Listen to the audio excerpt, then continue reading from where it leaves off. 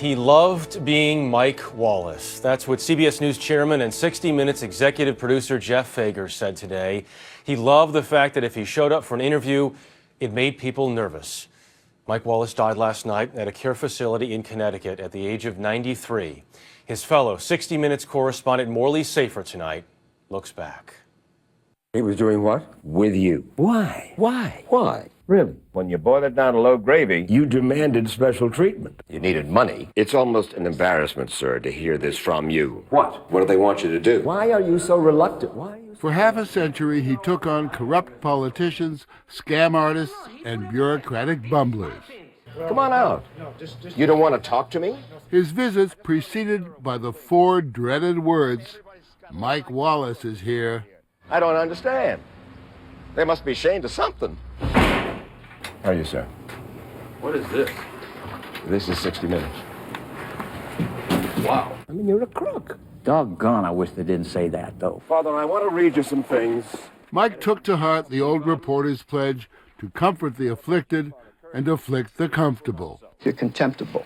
I mean, that's not for the camera. I'd like you to get out of here. I'm nosy and insistent.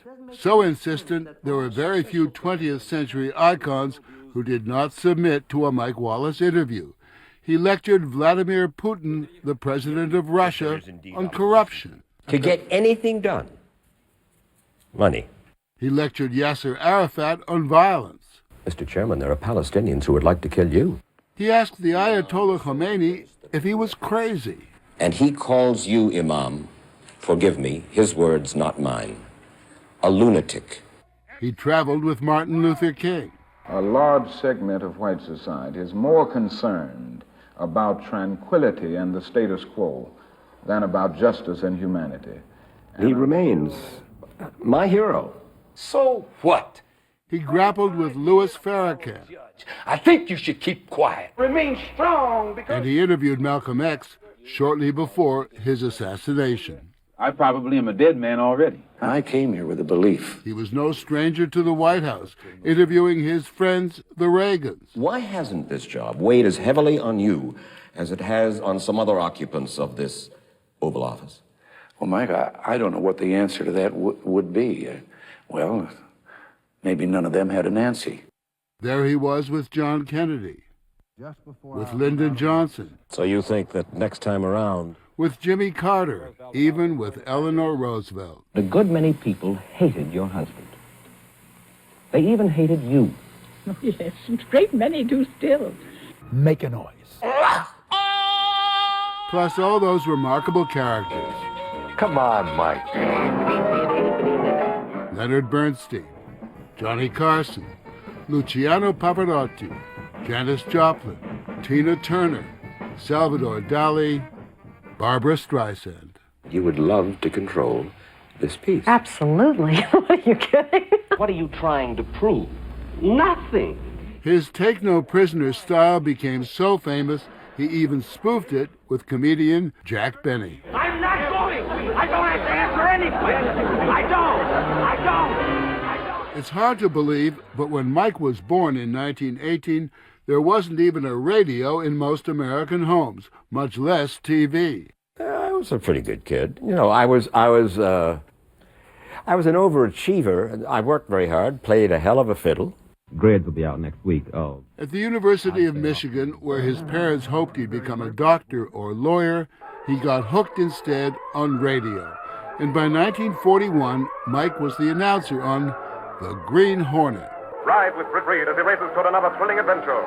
The Green Hornet strikes again. My family didn't know what to make of it. An announcer? And soon the hardest working announcer in broadcasting. Hello, I'm Mike Wallace with real news. Hello, everybody. Hello. When television arrived in the 1950s, Mike was everywhere.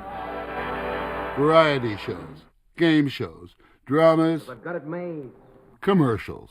It's Procter & Gamble's Golden Fluffle. Good evening. I'm Mike Wallace. The show is Night Beat.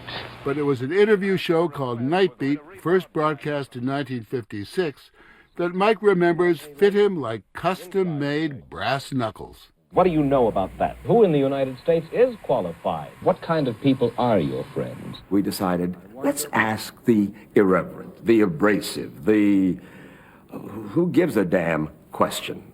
Some, like labor leader Mike Quill, had never been spoken to that way. Judgment, I'm simply asking a question. I'm ready any time you want to repeat the stupid question. Neither had mobster Mickey Cohen. You've killed at least one man, or how many more? 60 Minutes, Volume 1, Number 1. So when 60 Minutes was born in 1968, Mike brought with him his Nightbeat persona and contributed 40 years' worth of nosiness, impertinence, and, of course, drama. Now, wait just a moment. Hold it a minute, goddammit. Mike loved to mix it up with producers, editors, even his fellow correspondents. I mean, we were colleagues and competitors at the same time. When I wanted to do a story and you wanted to do a story, and it's the same story. And I come into the office the next day, you're out of town doing the story. But beneath the confident, even cocky exterior, Mike had his demons. 3 times over the years, he was treated for severe depression and revealed to me a few years back that he once tried to end it all with an overdose of sleeping pills. Did you try to commit suicide at one point? I've never said this before. Yeah, I tried. There are those who think that thanks to his wife Mary, Mike mellowed a bit in recent years. Hello. But as the specter of retirement bore down, Mike fought it with customary defiance. Do you feel it's time to maybe pack it in and reflect? Or reflect about what? Give me a break. Reflect. What am I going to reflect about?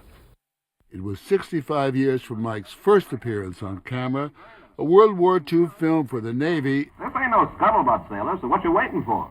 To his last television appearance. You think that people are going to believe you? A 60 Minutes interview with Roger Clemens, the baseball star trying to fight off accusations of steroid use. And never anabolic steroids? Never. 65 years. It's strange, but for such a tough guy, Mike's all-time favorite interview was the one with another legend, pianist Vladimir Horowitz. So for the umpteenth time, we dust off the footage of the two of them, forces of nature both. Sly, manic, egos rampant. For Mike, a red, white, and blue kind of guy, Horowitz played the Stars and Stripes forever. It almost brought tears to the toughest guy on television.